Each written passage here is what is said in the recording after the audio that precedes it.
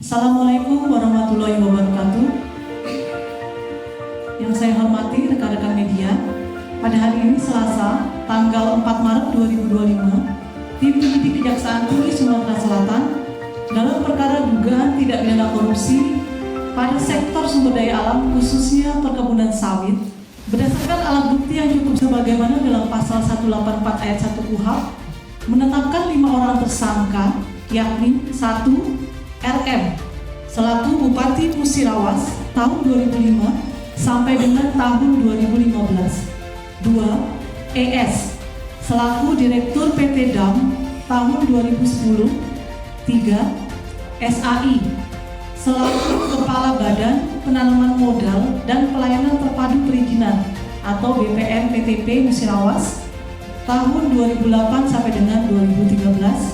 Kemudian yang keempat, AM selaku Sekretaris Badan Penanaman Modal dan Pelayanan Terpadu Perizinan BPM PTP Musirawas tahun 2008 sampai dengan 2011. Yang kelima, BA selaku Kepala Desa Mulyo Harjo tahun 2010 sampai dengan 2016. Bahwa sebelumnya tersangka RN, ES, SAI, dan AM telah diperiksa sebagai saksi dan berdasarkan hasil pemeriksaan disimpulkan telah cukup bukti bahwa yang bersangkutan terlibat dalam dugaan perkara dimaksud, sehingga tim penyidik pada hari ini meningkatkan status dari semula saksi menjadi tersangka.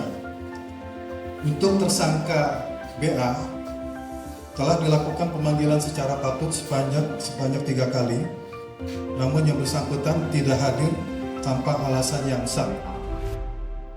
Penyidik dalam perkara tindak pidana korupsi ini telah memeriksa saksi yang sampai saat ini berjumlah 60 orang, dan penyidik juga telah melakukan penyitaan berupa lahan sawit seluas lebih kurang 5.974,90 hektar di Kecamatan PTSU Kabupaten Musirawas. Penyitaan yang lain berupa dokumen terkait serta uang senilai 61.350.717.500 rupiah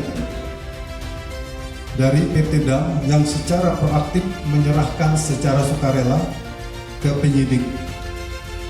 Adapun modus operandi dari para tersangka yaitu bahwa para tersangka bersama-sama dalam penerbitan izin serta penguasaan dan penggunaan lahan negara dilakukan secara tanpa hak dan melawan hukum seluas lebih kurang 5.974,90 hektar yang digunakan untuk tanaman kelapa sawit PT DAM dari luas lebih kurang 10.200 hektar di Kecamatan BTS di Kabupaten Musirawas, bahwa dari lahan negara lebih kurang 5.974,90 hektar yang berhasil dikuasai tersebut terdiri dari kawasan hutan produksi dan lahan transmigrasi. Bahwa tim penyidik pada tindak pidana khusus Kejaksaan Tinggi Sumatera Selatan tentunya akan terus mendalami alat bukti terkait keterlibatan pihak lain yang dapat dimintai pertanggungjawaban pidananya, serta akan segera melakukan tindakan hukum lain yang diperlukan sehubungan dengan penyidikan dimaksud. Adapun para tersangka melanggar pasal primer, pasal 2 ayat 1 junto pasal 18, junto pasal 55 KUHP, subsidiar pasal 3 junto pasal 18 Undang-Undang Tipikor junto pasal 55 ayat 1 KUHP.